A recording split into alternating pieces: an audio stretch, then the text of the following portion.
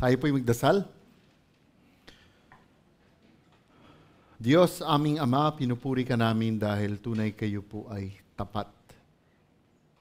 Datapwat kami ay madalas hindi pa rin tapat. Pinupuri ka namin, Panginoon, dahil kayo po ang may alam ng lahat at may hawak ng lahat at may kapangyarihan sa lahat. At dahil dito, Panginoon, maaari po kaming tunay na magtiwala, maaari po kaming tunay na ibigay ang lahat ng tuon namin sa inyo. Maraming salamat sa araw na ito. Salamat, Panginoon, sa pag-iingat po ninyo sa amin itong mga nakaraang araw, itong nakaraang linggo. Salamat, Panginoon, sa proteksyon. Salamat, Panginoon, sa lahat na ibinigay niyo po sa aming pangangailangan itong mga nakaraang araw na ito. At salamat, Panginoon, lalong-lalo na pinayagan niyo po niya kami muling magising sa araw na ito at makapagsamba. Alam namin, Panginoon, na kung hindi dahil sa inyong awa at grasya at pagpapala, ay hindi nga namin magagawa ang lahat ng ito.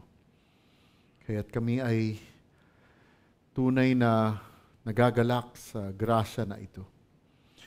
Aming idinarasal, Panginoon, ang pagsamba namin sa hapon na ito.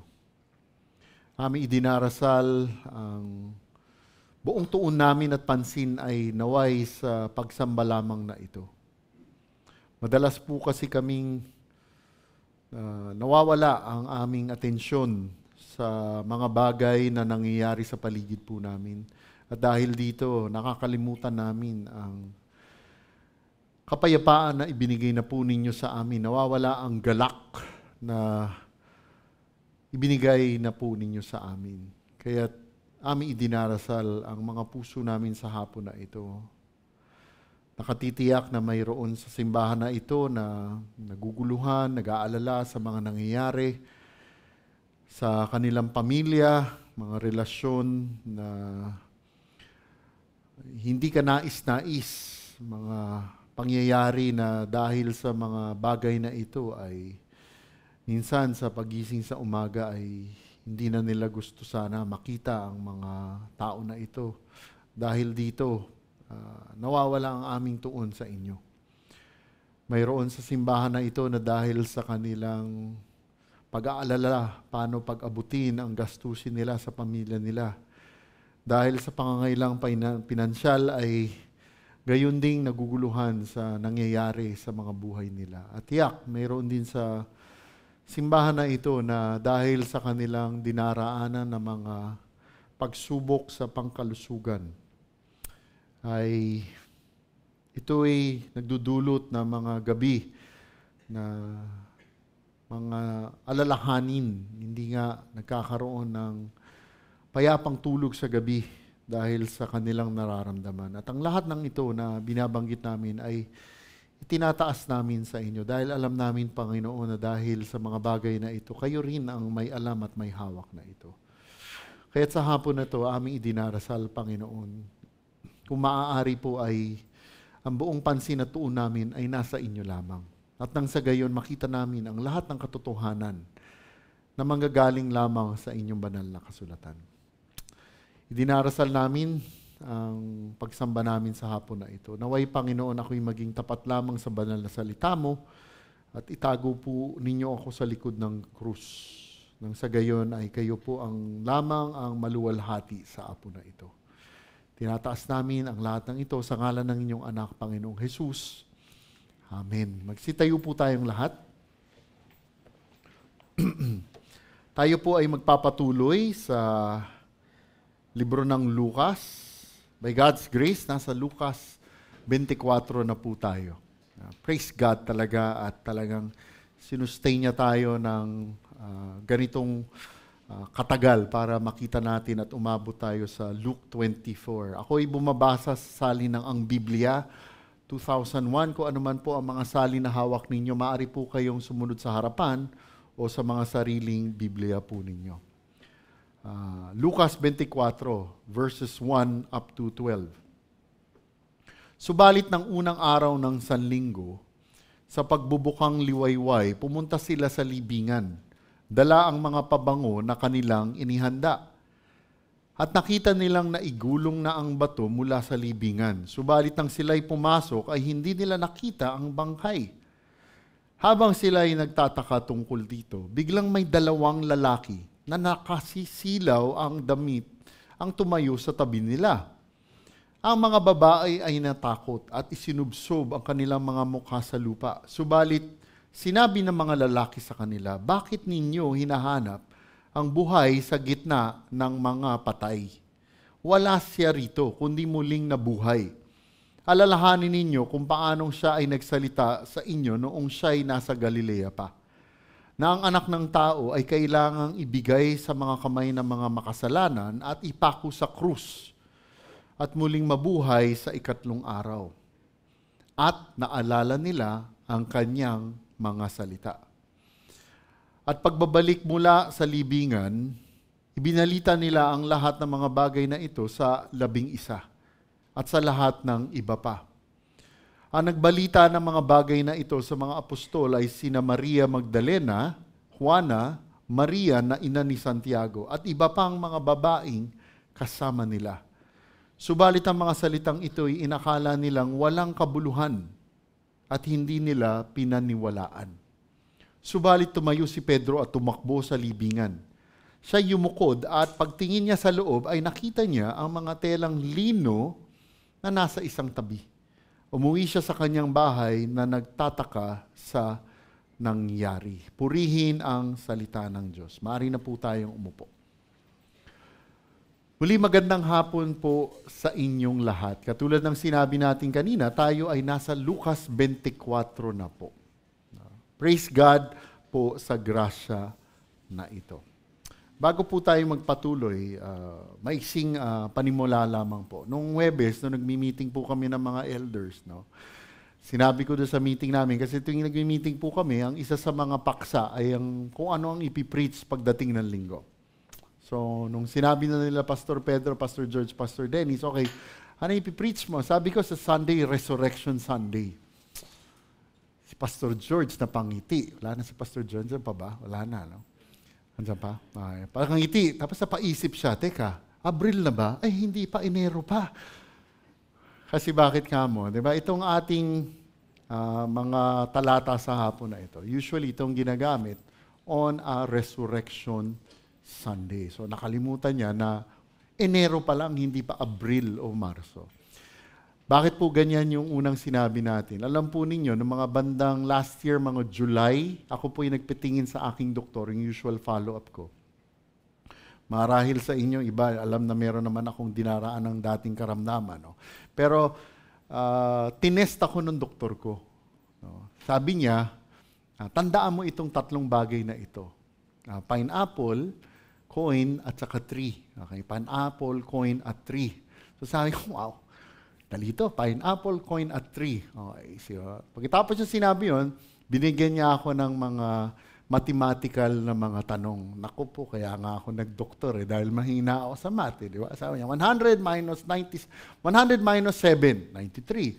So, mga 2 o 3 tanong. Minus 7, minus ganyan. So, by God's grace, nasagot ko naman po. O, sige. Biglang tinanong niya sa akin, no?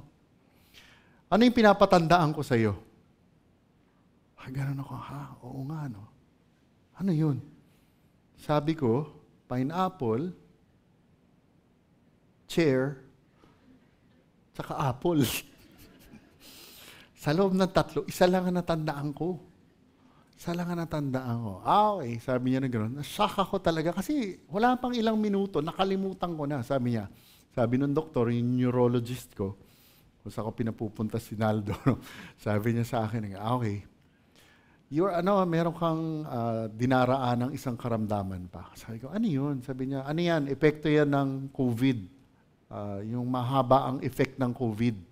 Sabi niya, nagiging makalimutin ka. Isa ho yun sa mga long COVID na mga simptomas. Pero sabi niya, huwag kang mag-alala. Meron akong pagagawa sa iyo na gawin mo lang araw-araw. I-download mo tong app na to, Brain HQ, para mahasa, no? Para mahasa yung pag-iisip para mawala yan. Okay? Gawin mo lang ito at least 20 minutes a day. So June, July yun, no? Awa ng Diyos, nakakalimutan ko sa araw-araw gawin. No, bakit ganito ang aking panimula? Kamusta po ba ang ating yung memory natin? How are we? How are we? Again, hindi excuse na meron akong onting problema sa memory ko. Kasi bakit? Sa hapon na ito, makikita natin kung ano ang halaga. Kung ano yung mga dapat talagang aalalahanin. Kaya yun yung ating pamagat, alalahanin. Hahatiin natin sa 3 bahagi. Sa unang bahagi, mula sa talata 1 hanggang 5, ang paghahayag. Ang ikalawang bahagi mula talata 6 hanggang 8, ang paalala. At yung mula naman verse 9 hanggang 12, ang tugon o ang pagtugon. Umpisahan na po natin dahil meron po tayo 12 talata. Sa unang bahagi, ang paghahayag. Verse 1, subalit noong unang araw ng Sanlinggo sa pagbubukang liwayway, pumunta sila sa libingan. Dala ang mga pabango na kanilang inihanda. Mula sa talata ating pong nabasa ang mga salitang unang araw ng Sanlinggo. Alam naman po natin na ang unang araw ng linggo ay ang araw ng linggo. Nung panahon po kasi na yun, wala silang pangalan sa mga araw. Wala silang linggo, Lunes, Martes, wala ho. Meron lang sinasabi, first day, second day, third day. Ganun po sila noon. At kapag pinag-aralan po natin ang banal na kasulatan, ang araw po na binanggit dito, yung unang araw ng linggo o para sa atin linggo, ay tumutupad sa propesiya na ibinigay ng Panginoong Hesukristo. Mula sa mga nakaraang kabanata, kung atin pong tatandaan, sinabi ng Panginoon na muli siyang mabubuhay pagkatapos ng pag dumating sa 3 araw. Mula siyang mabubuhay pag dumating sa 3 araw. At alam po ninyo, para sa mga Hudyo, ganito po ang isang bahagi ng isang araw ay mabibilang na para sa kanila na isang buong araw. Okay? Ganun ang pagbibilang nila, hindi 24 hours. Isang bahagi ng isang araw na po iyon. At dahil ang Panginoong Hesus ay ipinako sa krus at namatay sa araw ng Biyernes, kung ating pong bibilangin, ang unang araw ay Biyernes. Ang ikalawang araw ay Sabado, yung Sabat nila. At ang 3 araw ay araw ng Linggo. At mula sa talata po natin, sinasabi ng salaysay na ito na tayo ay nasa araw ng Linggo. At tulad ng sasabihin po mamaya ng talata, ang araw na ito ay ang araw na muling nabuhay ang Panginoong Hesukristo. At dahil po dito, eksakto po talaga na naisakatuparan ang sinabi ng Panginoong Hesukristo nang sinabi niyang siya ay muling babangon sa 3 araw. At muli, ang unang araw na binanggit dito ay araw ng Linggo. Sa araw na ito, muling nabuhay ang Panginoong Hesukristo. At dahil po dito, ito na po ang araw ng pagsamba nating mga Kristiyano. Mga kapatid, kapag binasa din po natin ang aklat ni Mateo at ang aklat ni Marcos, makikita po natin na mga pumunta sa libingan ng Panginoong Hesukristo, at sino po sila? Sila ang mga kababaihan. Ang mga kababaihang sinulat sa libro ng Marcos at Mateo, si Maria Magdalena, si Maria na ina ni Santiago, at si Salome. Sila po yung binanggit po. At tulad ng isinulat din dito sa Lucas at iba pang ebanghelyo, dumating sila sa libingan ng anong oras? Ng madaling araw. At ang kanilang layunin sa pagpunta sa libingan ng Panginoon ay upang pahiran ang katawan ng Panginoong Hesukristo ng mga pabango na kanilang inihanda. Mga kapatid, kung atin pong iisipin, ang ginawa po ng mga kababaihang ito ay nagpapakita ng kanilang malalim na pagmamahal at debosyon para sa Panginoong Hesukristo, kahit na siya po ay patay na. At kapag pinag-aralan po natin ang kultura ng mga Hudyo nung panahon na iyon, nakaugalian ng mga Hudyo na sa paglilibing nila ay pinapahiran nila ng pampabango ang katawan ng mga patay nila upang matakpan ang amoy ng pagkabulok at mabigyan ng parangal ang mga lumisan na. Mga kapatid, kailangan nating tandaan, ang mga babaeng ito ay palagi ang nandyan. Palagi po silang nandyan. At gaya ng nakita natin sa ating talata, sila ay muling naroon napakaaga upang pahira ng Panginoong Hesus ng mga pabango na kanilang dinala. At mauunawaan natin mamaya kung bakit natin binibigyang diin ang katotohanan na ito, na yung mga kababaihan na ito ay palaging nandyan. Verse 2, at nakita nilang naigulong na ang bato mula sa libingan. Ngayon, kung babasahin po natin ang aklat ni Marcos, bago ang pagdating ng mga kababaihan sa libingan ng Panginoon, makikita po natin na pinag-uusapan nila kung sino ang tutulong sa kanila upang iurong ang malaking bato. Pag titingnan nyo yung libro ng Marcos or Mark, no? Pinag-uusapan nila, paano iurong? Kasi napakalaki talaga ng bato na ito. Gayunpaman, mula sa talata natin dito sa Lucas, ay makikita natin na habang papalapit ang mga babae sa libingan, sinalubong sila ng isang nakakagulat na tanawin.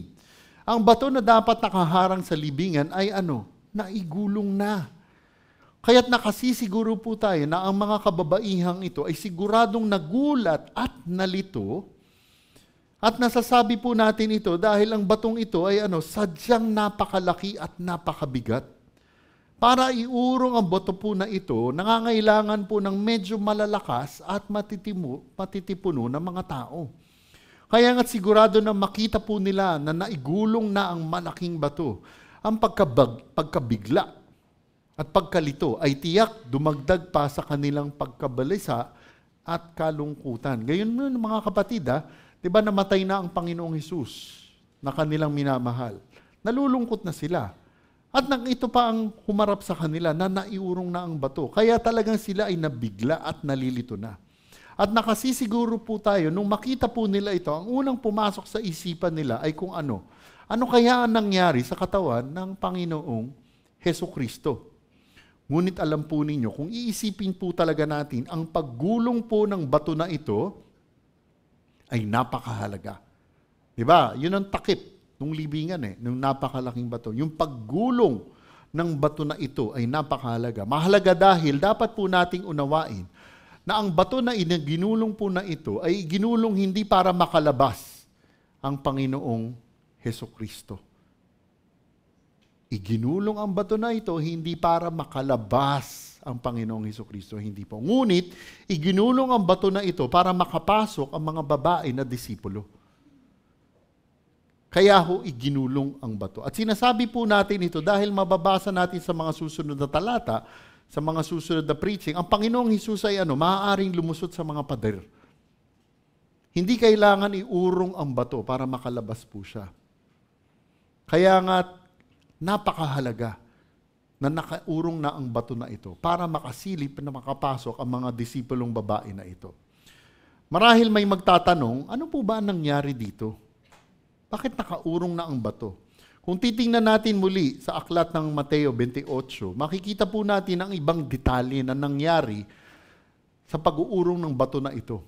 Isinulat ni Mateo na nagkaroon ng isang malakas na lindol. At nagkalindol dahil ang isang anghel ng Panginoon ay bumaba mula sa langit. At ang nangyari ay iginulong ng anghel ang bato at umupo sa ibabaw nito. At isinulat din po ni Mateo na ang anghel na ito ay may anyo na tulad ng kidlat. At ang kanyang pananamit ay maputing parang busilak. At dahil po dito ang mga bantay na nakatalaga sa libingan, di ba? Naglagay kasi doon ng bantay. Doon sa libingan na ito, yung mga Romanong bantay, na nakatalaga sa libingan ay labis na natakot sa presensya ng anghel. Kaya sila ay naging parang mga patay. Ano nangyari doon sa bantay? Hinimatay po sila. At iyon po ang dahilan kung bakit nang dumating ang mga babae ay nakita nilang nakagulong na ang bato. Ngayon, mayroon din siguradong magtatanong, nabuksan, alam na natin kung paano naurong yung bato. May magtatanong, nasan yung mga Romanong gwardya na nagbabantay dito? Bakit walang sinabi dito sa libro ni Lucas patungkol sa kanila? Okay, mula sa ulat aklat ni Mateo, ating mababasa na ang mga bantay na nakatalaga upang bantayan ang libingan ng Panginoon ay na sila'y hinimatay, malamang hindi nagtagal ay muling nagkamalay bago dumating ang mga babae. At gaya ng isinulat sa aklat ni Mateo, ang mga gwardya na ito ay sinabing bumalik sa mga punong saserdote upang ibalita ang nangyari. At yun po ang dahilan kung kaya't wala na ang mga bantay nang dumating ang mga kababaihan. Kaya't masasabi natin na most likely, nangyari ang lahat nung bumaba ang anghel ay mas maaga pa bago dumating ang mga kababaihan sa kwento na ito. Okay, balikan po natin ang ating talata. Habang nakita ng mga kababaihan na nagulong na ang bato, ano ang sumunod na sinabi? Verse 3, subalit nang sila'y pumasok ay hindi nila nakita ang bangkay. Mula sa talatang binasa po natin, makikita natin na ang mga kababaihan ay pumasok sa libingan. At sa pagpasok po nila, sinasabi ng talata na hindi na nila natagpuan ang katawan ng Panginoong Hesukristo. At katulad ng sinabi po natin kanina, ang kawalan ng katawan ng Panginoong Hesus ay tiyak nakabibigla para sa kanila. Nakabibigla dahil hindi po ito tumutugma sa kanilang mga inaasahan. At pangunawa, sa kung ano ang dapat na nasa loob ng libingan. Kasi ina-expect nila nandun pa si Lord Jesus. Wala na. Iniisip ko nga kung ano kaya ang tumatakbo sa isip nila at kung ano na ang nararamdaman nila. Nagpatuloy ang talata sa pagsasabing habang sila'y nagtataka tungkol dito, biglang may dalawang lalaki na nakasisilaw ang mga damit ang tumayo sa tabi nila. Ano po ang sinabi ni Lucas sa biglang nangyari? Habang may kababaihan, ang mga kababaihan ay tiyak na naguguluhan sa kanilang natagpuan. Dahil wala nang laban ng libingan, bigla silang napaharap sa dalawang lalaki na nakasisilaw ang pananamit. Poof! Biglang lumabas. Out of nowhere. Alam po ninyo, dahil sa paraan kung paano inilarawan ang mga kalalakihang ito, agad po nating pwedeng sabihin na ang mga lalaking ito na nakita ng mga babae ay mga anghel. Sinabi din po naman yan ng ibang helyo, ng ibang ebanghelyo na sila ay mga anghel. Mga kapatid, ang mga kababaihan na nasa, kumbaga sinasabi natin, state of shock pa. Ngayon ay biglang naharap sa isang supernatural na pagtatakbo na tiyak na nakadagdag sa kanilang pagkamangha. At dahil nga po sa pangyayaring ito, ano po ang sunod na sinabi ng talata? Ang mga babae ay natakot at isinubsob ang kanilang mga mukha sa lupa. Subalit sinabi ng mga lalaki sa kanila, bakit inyo hinahanap ang buhay sa gitna ng mga patay? Una po nating mababasa sa talata na ang mga kababaihan ay natakot. At dahil nga po takot ang reaksyon ng mga kababaihan sa pagkakita nila sa mga anghel, ang kanilang natural na naging tugon ay isinubsob ang kanilang mga mukha sa lupa. Na isang kilos ng paggalang at pagpapasakop sa presensya ng mga anghel na ito. At dahil nga po dito, mababasa natin mula sa aklat ni Mateo na ang unang sinabi ng mga anghel sa kanila ay nakasulat sa Mateo, ganito, huwag kayong matakot. At kung ating pag-aaralan ng banal na kasulatan, ating makikita na ang sinabi ng mga anghel na ito ay ang karaniwang pagbati at pahayag mula sa mga anghel sa Biblia. Pag nakita niyo po ang banal na kasulatan, palagi tuwing may anghel, ang laging sasabihin ng mga anghel, huwag kayong matakot. Nai-imagine ko nga, bakit kaya ganon ang reaksyon talaga tuwing nakakakita ng anghel? Marahil talagang nakakabigla, nakakabighani. Kaya ganon ang sinasabi ng mga anghel na nakakakita sa kanila. At mula sa ating talata, ating mababasa na ang mga anghel ay nagtanong. Anong tinanong nila? Bakit inyo hinahanap ang buhay sa gitna ng mga patay? Mga kapatid, ang pahayag po na ito mula sa mga anghel, kung atin pong iisipin, ay isang pahayag na una-munang nagpapaalala sa kanila na ang Panginoong Hesus ay hindi isang patay na martir, kundi isang buhay na tagapagligtas. At hindi lang iyon, pakinggan din po natin ito. Ang pahayag na ito ng mga anghel sa mga kababaihan ay isang napakahalaga na deklarasyon na may malalim na theological na katotohanan. Sobrang lalim na katotohanan at sobrang importante na theological na katotohanan. Mahalaga dahil ang pahayag po na ito ay tinutuwid ang pananaw at pagkakaintindi ng mga kakababaihan patungkol sa pagkakakilala nila sa Panginoong Hesukristo. Tinutuwid ng mga anghel. Ano ibig sabihin natin dito? Pakinggan po natin mabuti ito. Mga kapatid, nang sinabi po ng mga anghel, ang ganda sa salin natin sa Tagalog yun, sa English okay. Pero sa salin natin, mas maganda, bakit ninyo hinahanap ang buhay sa gitna ng mga patay? Nung sinabi po ito ng mga anghel, parang sinasabi po nila sa kanila, doon sa mga kababaihan, mali ang pagkakaintindi nyo kung sino ang Panginoong Hesukristo. Alam po ninyo, nung tinukoy at isinalarawan ng mga anghel ang Panginoong Hesus bilang ang buhay, di ba? Described as the living one, ang buhay. Ang mga anghel ay binibigyang diin ang katotohanan ng Panginoong Hesus na ano po? Ano yung dinidiin nila? Na ang Panginoon ay ano? Tunay na Diyos. Mga kapatid, ang pamagat na ang buhay ay nagbibigay diin sa pagiging Diyos ng Panginoong Hesus. Kapag binasa po natin ang lumang tipan, makikita natin na ang Diyos na makapangyarihan ay madalas na tinutukoy bilang ano? Ang buhay na Diyos. Ganon ang pagsasalarawan. Makikita niyo yan sa libro ng Deuteronomy, sa libro ng Joshua, sa libro ng Awit. At ang paglalarawan at titulong ito sa lumang tipan sa Panginoong Diyos ay nagbibigay diin sa walang hanggan at hindi nagbabagong kalikasan ng Diyos. Kaya nga nang ginamit po ng mga anghel ang parehong paglalarawang ito ng mga anghel sa Panginoong Hesukristo, ang titulo pong ito sa Panginoong Hesus ay nagsasaad sa banal na pagkakakilanlan at banal na kalikasan ng Panginoong Hesukristo. This speaks of the Lord's divinity. Okay, yun yung the living one. Ang mga salita naman po sa gitna ng mga patay. Ang bahaging ito ng tanong ng mga anghel ay umahamon sa mga pag-iisip at pagkakaintindi ng mga kababaihan. Ang tanong ng mga anghel ay nagpapahiwatig na ang Panginoong Hesus ay hindi na nila matatagpuan kung saan nila sana siya inaasahan. Napatay doon sa libingan. Dahil ang Panginoong Hesus ay hindi na po nasasakupan ng kapangyarihan ng kamatayan. Na isang napakahalagang theological truth. Isang theological truth na nagbibigay diin na ang Panginoong Hesus ay napagtagumpayan na ang kamatayan sa pamamagitan ng kanyang muling pagkabuhay. Mga kapatid, ang tagumpay ng Panginoon laban sa kamatayan ay nagbibigay diin sa katotohanan na ang Panginoong Hesus ay talagang walang kasalanan. Kaya siya po ay muling nabuhay. Kung ang Panginoong Hesus ay nagkasala kahit isa, ang Panginoong Hesus hanggang ngayon ay patay pa. Naintindihan po natin yon. The Lord Jesus rose from the dead as proof that He is truly sinless. Marami po kasing ibang magsasabi na si Lord Jesus nagkasala rin. Mali po yung sinasabi nila na iyon.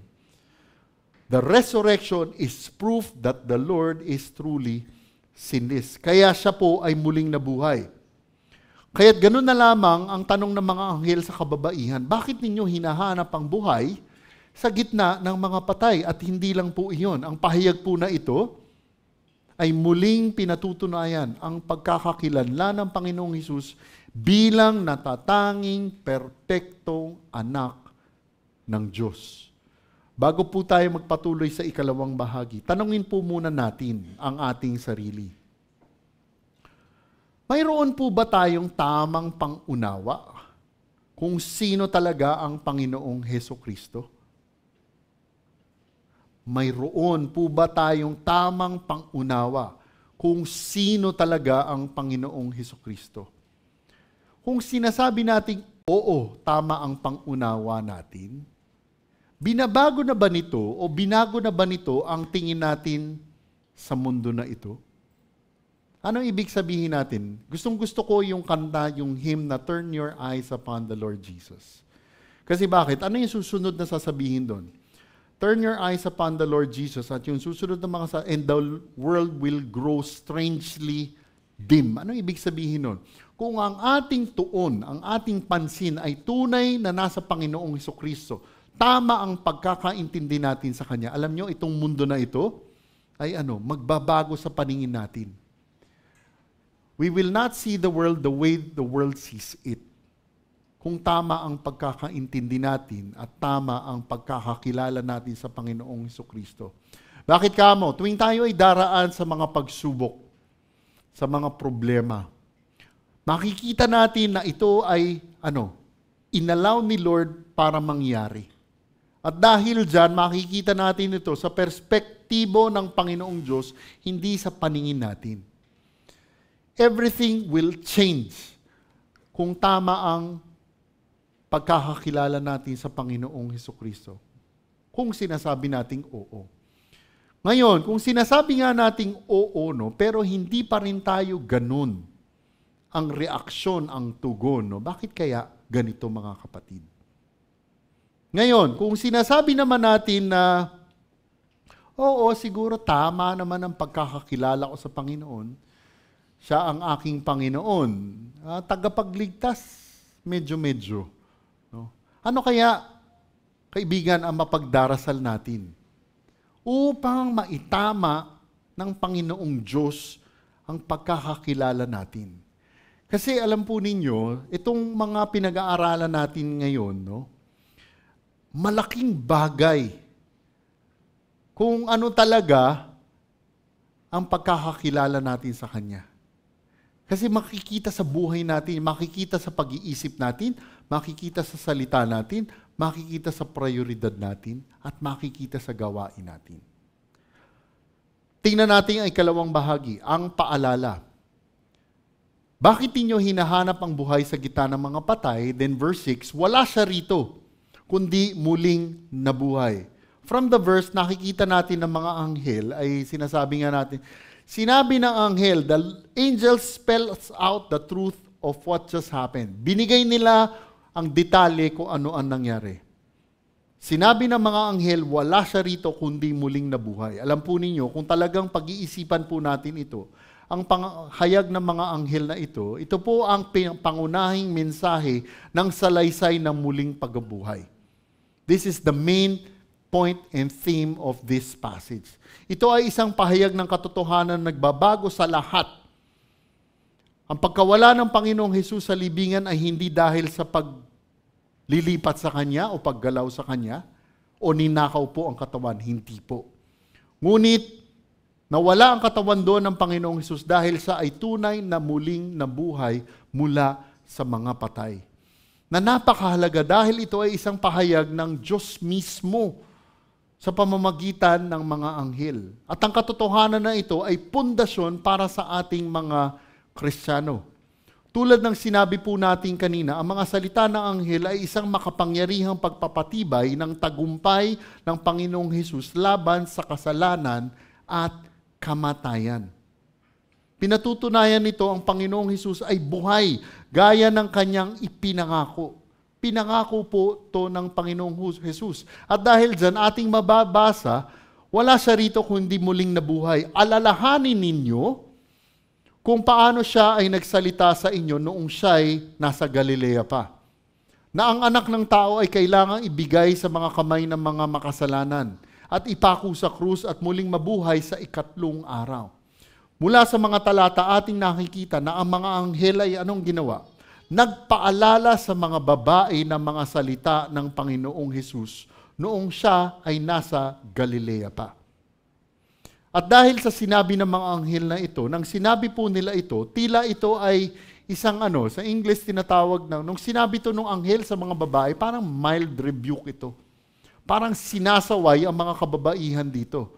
Bakit kamo? Nung sinabi po ito, parang sinasabi sa kanila, naaalala at nakikinig ba kayo nung ilang beses na itinuro ito? Parang ganoon ang sinasabi ng mga anghel. Mga kapatid, malinaw ang pahayag na ito mula sa mga anghel ay nagsisilbing patunay na ang nakaraang turo ng Panginoong Hesus tungkol sa kanyang sarili na ang lahat na nangyari ay ang paghihirap, ang kamatayan, ang muling pagkabuhay ng Panginoong Hesus ay mga pangyayaring sinabi na po ng Panginoong Hesukristo. Ang mga pangyayaring ito ay katuparan ng mga salita niya nung sila ay nasa Galilea pa. At nakita natin ang ilang salaysay na ito. Nakita natin mismo sa libro na pinag-aaralan po natin. Ilang beses natin nakita yan, nakasulat yan sa Lucas 9.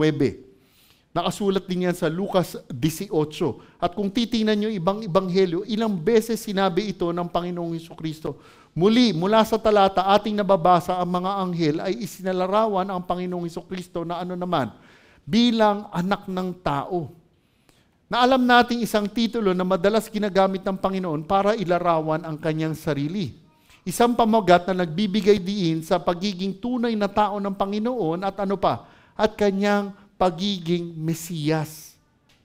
Ngayon, ang mga salitang dapat ibigay sa mga kamay ng mga makasalanan at ipako sa krus, tinutukoy din po nito ang katotohanan at pangangailangan ng pagdurusa at kamatayan ng Panginoong Hesus bilang bahagi ng plano ng pagtutubos ng Diyos. Mga kapatid, dapat nating intindihin na ang kamatayan ng Panginoong Hesus ay hindi isang trahedya na aksidente. Hindi accident na namatay si Lord Jesus. Hindi rin po ito isang pagkakamali ng tao na parang, naku, nagkamali sila, napatay nila si Lord. Kumbaga sa pelikula, napatay nila yung bida. Hindi ho, it was not an accident.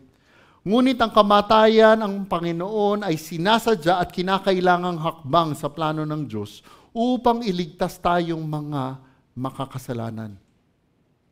At hindi lang po yun, ang pagbanggit din ng Panginoong Hesus na nabuhay mula sa mga patay sa ikatlong araw ay isang direktang pagtukoy sa muling pagkabuhay ng Panginoon na sadyang kasukdulan ng plano ng pagtutubos ng Diyos. Kaya naman ang pagdurusa, kamatayan at muling pagkabuhay ng Panginoong Hesus ay napakalaga para sa ating mga Kristiyano. Dahil tulad ng sinabi po natin kanina, ito ay nagpapakita ng tagumpay ng Panginoong Hesus laban sa kasalanan at kamatayan. At yan po ang nagbibigay sa atin ng batayan para sa pag-asa ng buhay na walang hanggan para sa lahat ng mga tunay na naniniwala sa Kanya. Mga kapatid, ang tunay na Messiah, si Lord Jesus, na pagtugumpayan ang kamatayan. Hindi tulad ng ibang nag-aangkin na sila kung ano man ang sinasabi nila. Naintindihan po natin yun. The Lord Jesus is the only true God Messiah. Why? He rose from the dead. Hindi katulad nung iba na nagkiklaim na sila. Bakit? Katulad nga nung Sunday school na tinuturo ng mga teacher, no? Lahat ng ibang mga nagkiklaim ng mga pananampalataya, tingnan ninyo, lahat sila patay pa rin. They're all still dead. Hindi katulad ni Lord Jesus. Bakit? Ang Panginoong Hesukristo ay muling nabuhay. Kaya nga tatanungin ko tayo, nakakita na ba tayo o nakarinig ng isang taong muling nabuhay? Hindi lang basta nabuhay. Ang Panginoong Hesus ay bago siya namatay, talagang hindi lang siya bugbog. Sugatan ng sobrang tinding sugatan. Sugatan na duguan pa. Diba? At siya'y namatay. At ang pagkamatay niya, hindi lang basta patay tapos after 30 minutes biglang nabuhay. Hindi ho. 3 araw. After nun, siya ay sa ikatlong araw muling nabuhay. Bakit ko idinidiin po ito? Kasi, baka para sa atin, okay, for us, by God's grace, mga Kristiyano, no? Baka sa atin, parang na lang ito isang bagay na inuulit-ulit na lang sa isipan. Alam ko na si Lord muling nabuhay. Bali, wala nang epekto. Kasi bakit? Kasi nandito na lang sa isipan natin. Pero ganito po yan. Kung talagang palagi nating pinag-iisipan ito, no? Yung nangyari sa Panginoong Hesus, kakaiba po talaga. Kung may marinig ka na meron kang kilala biglang nabuhay ulit after 3 days, siguro, grabe ang usapan dyan, di ba? Siguro lahat ng social media ngayon, lahat nandoon, lahat ng TikTok, lahat ng Reels, yan ang pinapakita Ngayon, para sa atin, Christians, no, what is this to us? Anong para sa atin ito? Katulad ng sinabi natin kanina, kailangan kung talagang sinasabi nating totoo ito, nakikita sa mga buhay po natin ito. Kasi iba ang magiging resulta po nito na makikita naman natin mamaya. Ngayon, kung hindi pa malinaw sa iyo ang Panginoong Hesukristo bilang Panginoon at tagapagligtas, ano pa ang inaantay mo? Baka sinasabi natin ang kwento na ito ay kwentong kutsero lang. Hindi po.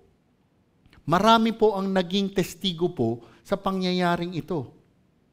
Bakit sobrang importante ito? Dahil sinabi ng Panginoong Diyos sa salita ng Diyos, ang kabayaran sa kasalanan ay kamatayan. At ang malaking problema natin, pakinggan po natin mabuti ito lahat tayo nagkasala.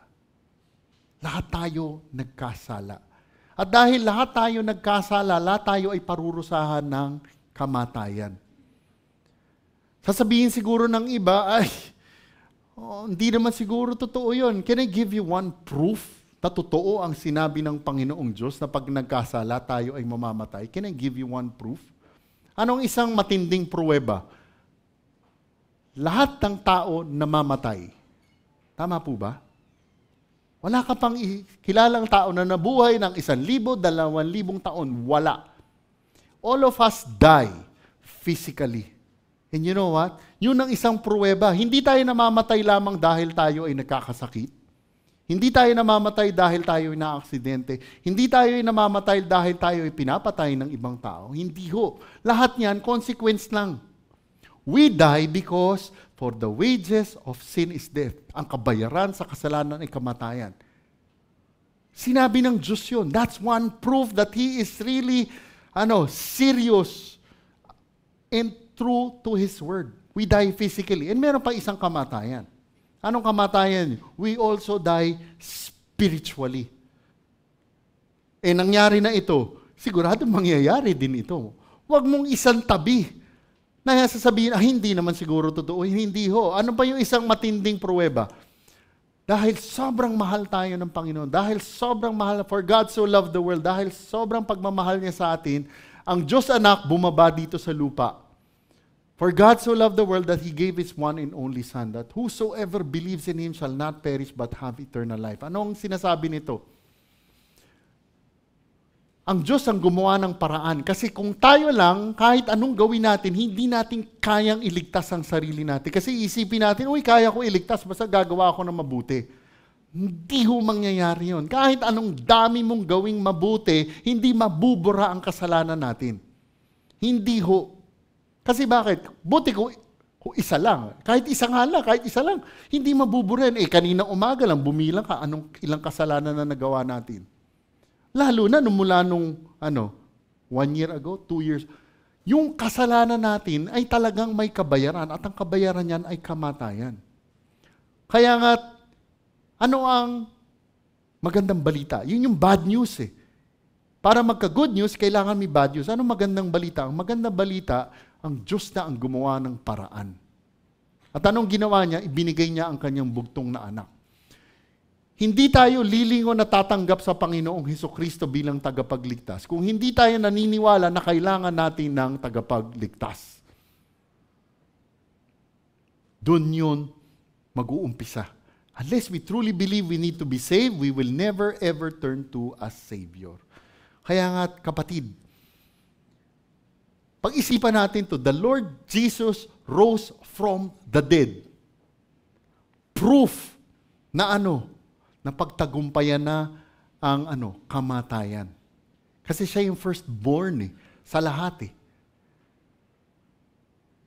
Mga kapatid, kung iisipin po talaga natin, ang talatang ito ay nagsisilbi rin para sa atin isang paalala na mapagkakatiwalaan ang mga salita ng Panginoong Hesukristo. We can trust God's word. At ito rin ang katiyakan ng kanyang mga pangako. Kung paanong ipinahayag ng Panginoong Hesus ang kanyang muling pagkabuhay bago ito nangyari, gayon din tayong dapat magtiwala sa iba pa niyang mga pangako. Kabilang dito pa sa pangako na ito ang muling pagbabalik sa ng Panginoong Hesukristo balang araw para isakatuparan ang kaharian ng Diyos. Mangyayari po talaga ang lahat na ito. Dapat ganun ang perspektibo po natin. Ang talata ay nagpatuloy sa pagsasabing, at naalala nila ang kanyang mga salita. Mga kapatid, kung iisipin po natin, ang maikling talatang ito ay malalim ang kahulugan. May malalim na kahalagahan sa konteksto ng salaysay ng muling pagkabuhay. Na kung saan po, Doon ko kinuha yung titulo at ideya ng pamagat po natin sa hapon na ito. Muli, ang maikling talatang ito ay may malalim na kahalagahan sa konteksto ng salaysay ng muling pagkabuhay. Bakit po natin sinasabi ito? Brothers and sisters, binibigyan din nito ang epekto ng muling pagkabuhay ng Panginoong Hesus sa pangunawa ng mga kababaihan. Habang inaalala nila ang kanyang mga turo, nung sinabi ito, di ba, sinabi ng mga anghel, alalahanin ninyo. Nung sinabi nila, biglang nangyari dito sa verse 8, parang sinabi ng kababaihan, ay, oo nga pala. Ganon ang nangyari po dito. Ang mga kababaihan nang marinig ang mensahe ng mga anghel at mapaalalahanan ng mga salita ng Panginoong Hesus, ay tila biglang naalala ang deklarasyon ng Panginoon tungkol sa kanyang pagdurusa, kamatayan at muling pagkabuhay. Kaya naman po ang pangyayari po na ito ng pag-alala sa mga salita ng Panginoong Hesus ay isang mahalagang sandali sa paglalakbay ng pananampalataya ng kababaihan. Ito po sa kanila ay nagbigay ng pagbabago mula sa kalituhan at pagdududa at kalungkutan tungo sa pangunawa at paniniwala. Intindihan natin yun. Nung maalala nila ang sinabi ng Panginoong Hesus, nagbago po ang lahat. Ito nga yung sinabi ni Pastor Pedro nung meeting namin nung Huwebes, no? Strong chance, although we do not know. Baka dito na-save yung mga kababaihan na ito eh. Naalala nila eh. Mga kapatid, ang muling pagkabuhay ng Panginoong Hesus ay nagsisilbing susi na nagbubukas sa kahulugan ng mga turo ng Panginoong Hesus, na sa huli ay nagpapatunay sa otoridad ng Panginoon bilang tunay na anak ng Diyos. Bago tayo tumungo sa ikatlong bahagi, ang salita ng Diyos ay ano mga kapatid? Ang salita ng Diyos ay laging mapagkakatiwalaan. Kaya dapat lagi nating pinag-aaralan. Kasi ganito po yun eh. Ano ang aalalahanin natin kung wala tayong pinag-aaralan? Tama po ba? Ano ang aalalahanin natin kung wala tayong pinag-aaralan? Kaya nga by God's grace, as much as possible, iba-ibang mga Bible study ang ginagawa po natin. Hindi ko sinasabing sobrang dami. We have enough and we plan still to come out with other Bible studies. Diba? Meron tayong PDF, meron tayong Tagalog Bible Study, magbabalik na sa Huwebes, meron tayo paglinggo, meron tayo sa youth, meron tayo sa young adult, kumpleto, meron sa kababaihan, meron sa kalalakihan. Kasi di ba, yung title natin, alalahanin eh. Eh kung wala naman tayong aalalahanin, I'm sure mas maaalala natin yung kinain natin kaninang umaga kaysa itinuro last week ni Pastor Rafi. Tama po ba? Kaya nga't mga kapatid, importante na pinag-aaralan natin ang salita ng Diyos. Kaya nga ito mismo ang dahilan kung bakit tayo nagtuturo at nangangaral ng salita ng Diyos sa ganitong paraan. Naintindihan po natin yon? Kinukuha natin talata, paliwanag, talata, paliwanag, talata, paliwanag. At ididiin yan sa mga susunod na linggo na turo, yung Road to Emmaus. Bakit kamo? Kasi importante, maintindihan natin ang talata, ang salita ng Diyos. Para pag-uwi natin, yun ang baon natin. Kaya nga umiiwas tayo na magsabi ng mga sa preaching sa pulpito no, ano, yung mga kwento na nakaiiyak o yung mga nakakahimok ng damdamin na mga kwento, alam niyo yun, yung mga emotional na ano, na walang kapangyarihan kahit matandaan mo. Walang kapangyarihan yun. Gustong-gusto ko yung sinasabi ni Pastor Pedro pag nagdadasal tayo, yung tumitingin sa gusto ko yung, alam mo, ang taluong may kapangyarihan lamang dito, ay yung word ni God. Yan lang ang merong divine inspiration, yung ibang sinasabi na walang kapangyarihan yun. Yung word ni God is enough. Kaya nga't mga kapatid, kailangan talaga natin pagtuunan ng pansin ang salita ng Diyos. Yun ang focus natin. Kasi yun ang ahalalahanin natin. Yun ang hinuhugot natin eh. Hindi naman sa nung naalala ko na may matindi akong dinaraanan na sakit, Alam mo, sa gitna ng gabi, hindi ako makatulog alas 11, alas 12, alauna ng umaga. Alam mo, one-on-one lang kami ni Lord. Alam mo, hinuhugot ko lang yung salita ni Lord. Yun ang huhugutin ko. And then you know what? Si Lord ang magbibigay ng comfort eh.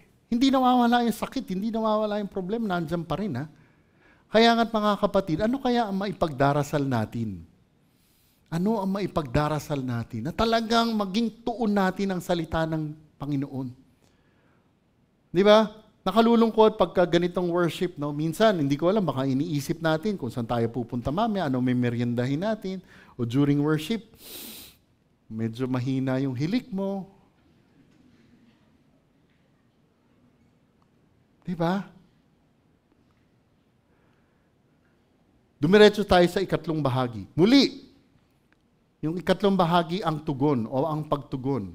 Kapag binasa po natin ang aklat ni Mateo, makikita din natin na inuutusan ng mga anghel ang mga babae na pumunta at sabihin ito sa mga alagad. Sa libro ng Mateo na wala dito sa Lucas, no, inutusan ng mga anghel ang mga babae na sabihin ito sa mga alagad. Ang mga kababayan po ngayon ay natasa na pumunta at sabihin sa mga alagad ang hindi kapanipaniwalang balita ng tagumpay ng Panginoong Hesus laban sa kamatayan.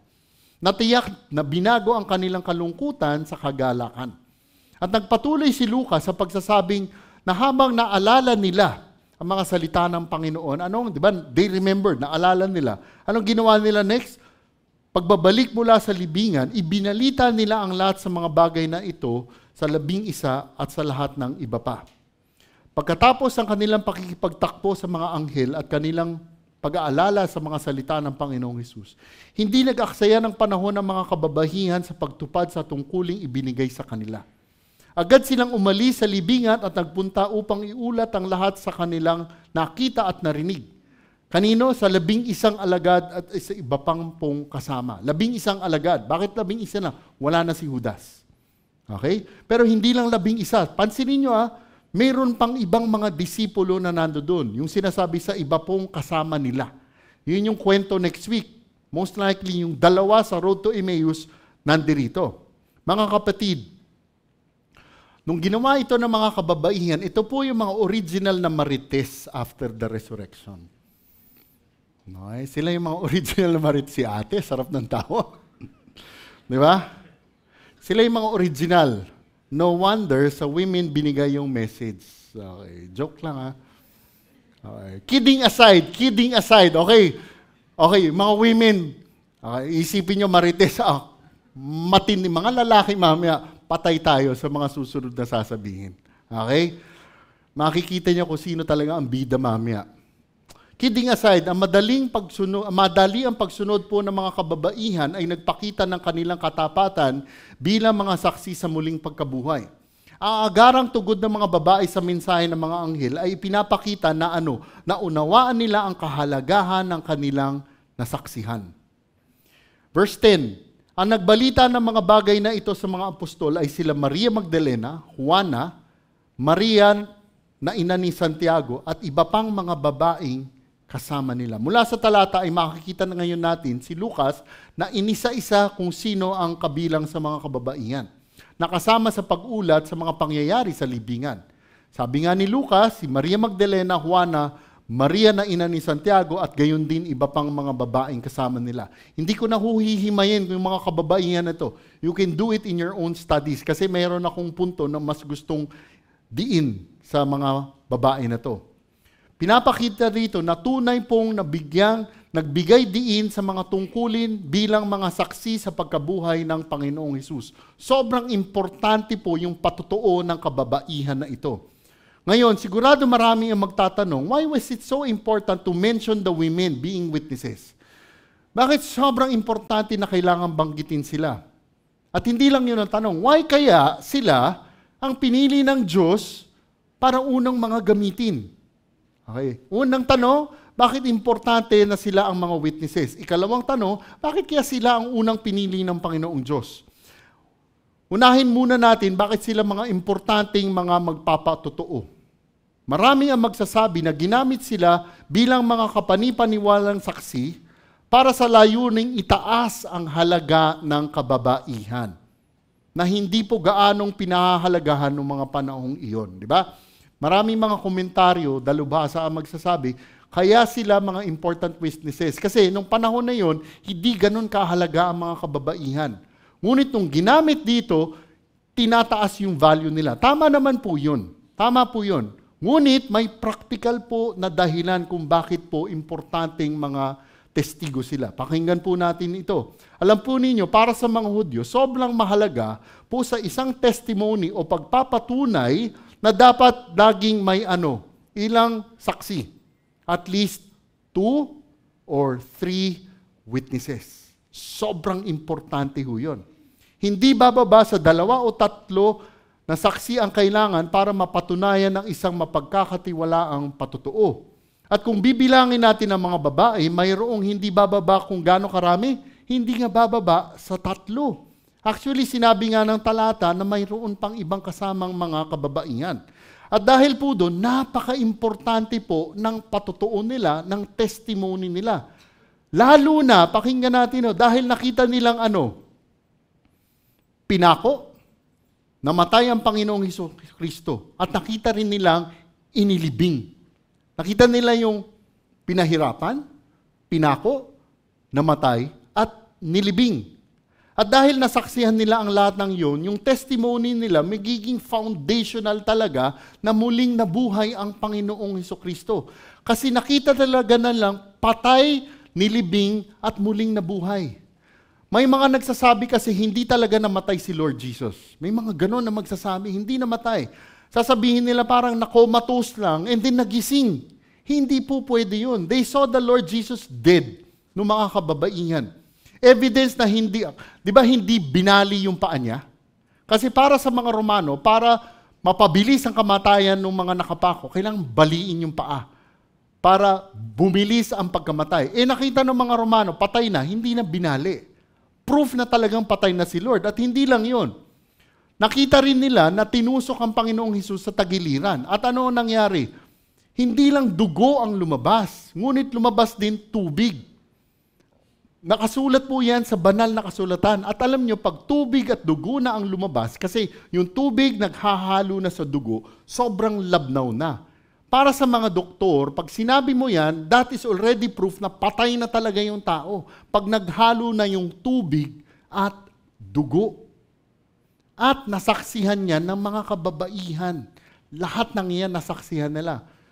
Kaya talagang patay ang Panginoong Hesus. Ngayon may mga skeptic din na magsasabi na pumunta yung mga kababaihan, kaya wala sila natagpuan, sa maling libingan.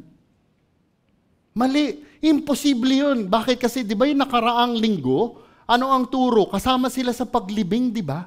Alam nila yung libingan, alam nila kung saan dinala ang Panginoong Hesus. More so, kung sinasabi nilang maling libingan ang pinuntahan nila, so pati yung mga anghel nagkamali, hindi ho pwede. Kaya't yun ang dahilan kung bakit sobrang importante ang pagiging patotoo ng mga kababaihan na ito. Now, the question, why naman sila yung ginamit ni Lord? Bakit yung mga babae ang ginamit ni Lord? Alam po ninyo, ginamit sila ng Panginoong Diyos. God used them in God's sovereignty all because why? Nandun sila all the time. Katulad nung idiniin natin nung umpisa. Nandun sila nung ipinako ang Panginoong Hesukristo. Nandun sila nung namatay ang Panginoong Hesukristo. Nandun sila nung inilibing ang Panginoong Hesukristo. Nandun sila nung muling nabuhay ang Panginoong Hesukristo. They were always there. Sabi nga nung unang talata, tulog pa siguro ang lahat, nandun na sila sa libingan. Itong mga kababaihan na to, faithful till the end. They were always there. Kaya sila talaga ang may unang privilege. Yung mga apostol, nasaan? Sa krus, isang apostol ang naiwan. Diba si Apostol Juan? Asan yung iba? Nawala, na parang bula. Nagtago, natakot sila eh. Bakit ko idinidiin ito? By God's grace, ganito pa rin ang nakikita natin sa mga simbahan po natin ngayon. Kanina sabi ko, di ba, medyo marites. But the women in churches today, by God's grace, are more active in different ministries. Kahit tingnan nyo yung Biblia, makikita nyo mga kababaihan, nandun palagi. Yung mga kababaihan, dito, kaya sila may privilege na makita, talagang unang mabigyan ng pribilehiyo na malaman ang Panginoong Hesukristo ay muling nabuhay. Ganon din nangyayari sa panahon natin ngayon. Yung mga kababaihan, sila yung mga active sa ministry. Kami mga kalalakihan, masyadong passive. Masyadong passive. Kaya nga't mga kapatid, kinakausap ko yung mga kalalakihan sa simbahan na ito. Huwag nating bigyan ng, kasi tayong mga kalalakihan, ang dami nating excuse eh. Kasi busy ako dito. Eh yung mga kababaihan din, busy eh. Sobrang busy, di ba? Di ba pag umuwi sa babae yung kababahian, grabe, di ba? Sana nga tayong mga kalalakihan talagang tumutulong din sa mga gawaing bahay, parang si Pastor Pedro. Di ba? But yes, church context, church. Men, tayo, kalalakihan. Yes, busy tayo, pero dapat ito ang focus natin. Yung gawain ni Lord. Hindi lang sa men of the word, sa lahat ng bagay. Sa lahat ng bagay. Praise God! Ang dami na rin, dumadami ang tao nasa PDF natin. Di ba? Hindi dahil sa pizza yun, ha? No kidding. Kaya nga, yung mga women, pag tinignan sa Women of Grace, di ba? Ay, grabe sila. Hindi lang yun. In every ministry, kung saan sila part, by God's grace, kakaiba talaga. Tayo mga kalalakihan, huwag tayo maging passive. Hindi ko alam kung anong plano ni Lord eh. Pero kita natin yung nangyari dito, talaga nga naman. Kasi nandun sila nung pinako, namatay, inilibing, sa kanila unang ibinigay yung privilege. Sa sobrang aggressive na mga kababaihan, ito yung malungkot. Dumadami yung pastora. Yun naman ang hindi, tama. Okay? Kasi nga, di ba? No kidding. Yung mga churches na ganyan, kasi sobrang yung mga kalalakihan, wala eh. Well, by God's grace naman sa church na ito, pansinin nyo only by God's grace. Sangkaterba ang preacher natin. At hindi lang yun, pansinin nyo ang Sunday School, English at Tagalog, marami mga tuturo, puro kalalakihan. Only by God's grace. Okay, the other men, pag-pray nyo. Bakit English yung verse ko rito sa verse 11? Tagalog dyan sa inyo? Okay, basahin. Sorry nagkamali kita. Sa English basahin ko. But these words appeared to them as nonsense and they would not believe them. Mula sa talata ay makikita po natin ngayon si Lucas na naglalarawan sa tugon ng mga disipulo sa ulat ng kababaihan tungkol sa muling pagkabuhay ng Panginoong Hesukristo. At ang kapansin-pansin po talaga dito ay sa kabila ng taimtim na patutuo ng kababaihan, higit sa dalawa ang patutuo. Nakita natin na mga alagad ay tumangging maniwala sa kanila. Yung sinabi sa English, nonsense. Sa Tagalog ang nakasulat? Walang kabuluhan. Kasi para sa mga apostol, nung panahon na hindi sila naniniwala. Parang sinasabi niya, alam mo, kwentong kutsero yan eh. Hindi sila niniwala. At alam po ninyo, kung talagang iisipin naman po natin, ang tugon ng mga alagad ay nagbibigay diin sa kakaibang pagyayari po talaga dito. Ang ideya ng isang tao na bumangon mula sa mga patay ay nasa labas ng larangan ng kanilang karanasan at pangunawa. Kasi kakaiba talaga. Patay, biglang nabuhay. Kaya naman ang kanilang reaksyon ay nasasakop naman po talaga sa likas na katangian ng tao na magduda. Ngunit, ang reaksyong ito ng kawalan ng pananampalataya ay binibigyang diin din ang either sobrang igse ng memory ng mga apostol. Short term yung memory nila. Kasi di ba, ilang beses na to sinabi ng Panginoong Hesukristo. Sa kanilang hindi pag-alala sa sinabi ng Panginoong Hesus. Short term memory. O maaari rin naman itong dulot ng kawalan ng pananampalataya.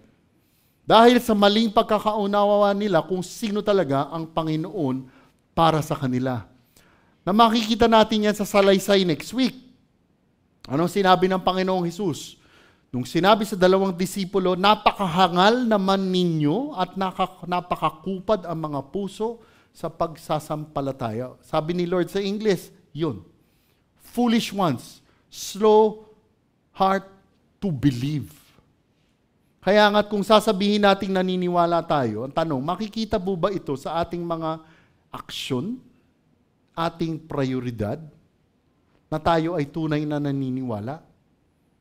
Kung sinasabi natin sa kabila ng lahat ng katotohanan at pira-pirasong katibayan, ano talaga ba ang sinasabi natin patungkol sa Panginoong Hesukristo? Mga kapatid, kung talagang pag-iisipan po natin ito, ang unang pag-aalinlangan ng mga alagad ay nagsisilbi ring i-highlight ang kahalagahan ng mga susunod na pagpapakita sa kanila ng Panginoong Hesus. Nagpakita ang Panginoong Hesus sa kanila hindi lang isang beses, ngunit ilang beses sa loob ng 40 araw. At bakit ginawa ito ng Panginoong Hesus? Sigurado ng Panginoong Hesus na mahihirapan silang maniwala nang walang nakikitang ebidensya. Kaya naman nagpakita sa kanila ang Panginoon ng maraming beses sa loob ng 40 araw na nagbibigay ng sapat na patunay ng kanyang muling pagkabuhay. Di ba? Si Tomas, sabi ni Tomas, hanggang hindi ko nakikita, di ba? Hindi ako maniniwala. Sa kanya, to see is to believe. Pero sabi nga ni Pastor Dennis, hindi dapat tayo to see is to believe. Ang dapat, to believe is to see. Most likely, ganun nangyari sa mga disipulo na ito.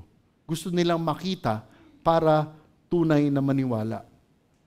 Verse 12, subalit tumayo si Pedro at tumakbo sa libingan. Siya yumukod at pagtingin niya sa loob ay nakita niya ang mga telang lino na nasa isang tabi.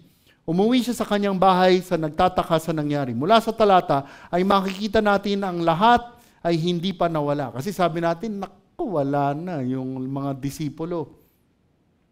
Mula sa talatang nabasa po natin, nagbigay si Lucas na isang ulat patungkol sa tugon ni Pedro. Sa balita na muling ng pagkabuhay ng Panginoong Hesus. Nang marinig ang ulat ng mga kababaihan, agad na bumangon si Apostol Pedro at tumakbo sa libingan. Iba talaga yung mga Pedro, no?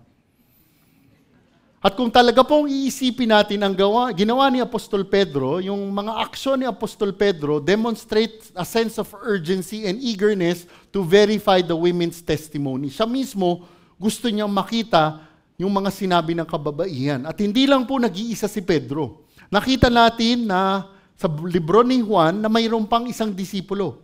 At pag tinignan pinag-aralan natin yun din si Apostol Juan. Na tumakbo kasama si Pedro. Ngunit nalampasan si Pedro habang tumatakbo sila patungo sa libingan. Mas mabilis tumakbo si Juan. At pagdating ni Pedro sa libingan, sinasabi sa atin ng talata na yumukod si Pedro at tumingin sa loob kung saan nakita niya ang mga telang lino na ginamit sa paglibing ng Panginoong Hesus. Yumukod. Napapaisip nga, ba't kaya yumukod siya? Hindi siya pumasok. I don't know. Kinakabahan, natatakot? I don't know. For sure, ang katotohanan nandoon ng mga balot, ngunit wala ang katawan ay isang nakalilitong tanawin para kay Apostol Pedro. Kasi ganito ho yun, di ba? Kunwari, nandito nakahiga si Lord Jesus. Ulo, katawan, paa. Nakabalot. Alam nyo, nakita nila yung mga tela kumbaga, parang lumusot ang Panginoong Hesukristo, yung mga tela na laglag. So yung pangulo nandito pa rin, yung katawan at paa, lumusot ang Panginoong Hesukristo. At dahil dito, sa nakita ni Apostol Pedro, ito po ay nagkukumpirma sa ulat ng mga kababaihan na walang laman ng libingan. Ngunit, tiyak ito din po ay nagdulot sa kanyang isipan ng mga katanungan tungkol sa kung ano ang nangyari sa katawan ng Panginoong Hesus. Ang reaksyon ni Pedro sa tanawing ito ay nilarawan bilang isang pagtakha sa pangyayari. Sa Griego, humanga. Sa Ingles nga, marvel. At ang reaksyong ito ay nagpapahiwatig ng isang pakiramdam ng pagkamangha sa mahiwagang mga kaganapan sa paligid ng muling pagkabuhay ng Panginoong Hesus. Pinag-uusapan nga namin nung meeting, naniwala na kaya si Peter? Malinaw na kaya? We don't know. We don't know. Basta sinabi dito, marvel. Pinapakita nito na si Pedro ay nakipagbuno sa kahalagahan ng kanyang nasaksihan. Ngunit ang kapansin-pansin po mga kapatid ay sa salaysay na ito at sa libro ni Juan, sino lang ang pumunta? Si Pedro at si Juan. Ang tanong, nasan yung siyam? Nasan yung siyam? Bakit yung siyam hindi na pumunta? Kaya naman po dahil dito, mga kapatid, sana katulad tayo ni Apostol Pedro at ni Juan. Kasi mahirap pag puro kwento lang ng iba natin kinukuha yung katotohanan ng salita ng Diyos. Lalo na yung katotohanan patungkol dito sa muling pagkabuhay.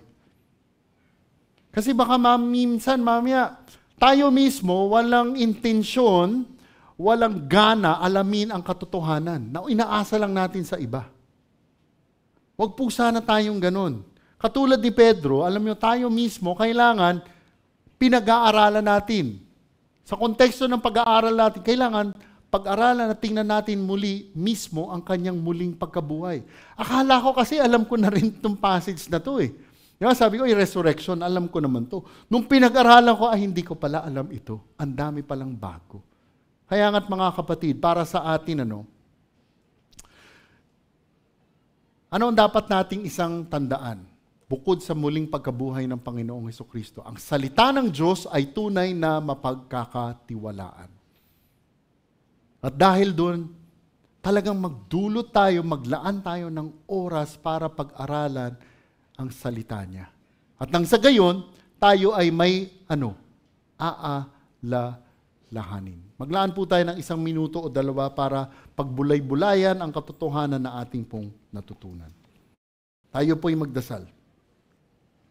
Diyos aming Ama, pinupuri ka namin dahil tunay kayo po ay tapat. Muli maraming salamat sa araw na ito. Salamat sa pagkakataon na kami ay makapagtipon at makapagsamba. Aming idinarasal, Panginoon, na palagi niyo po kaming udyukin, paalalahanan kung ano pa talaga ang mga dapat na prioridad namin. Naway, Panginoon, talagang pagtuunan namin ng pansin ang salita po ninyo. At nang sa gayon, ito po ang laging aming aalalahanin.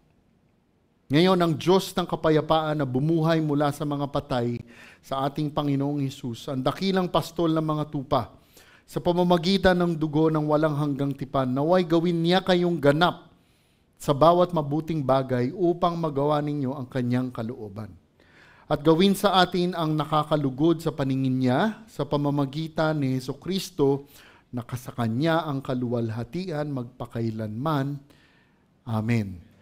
God bless po sa inyong lahat. Ingat po.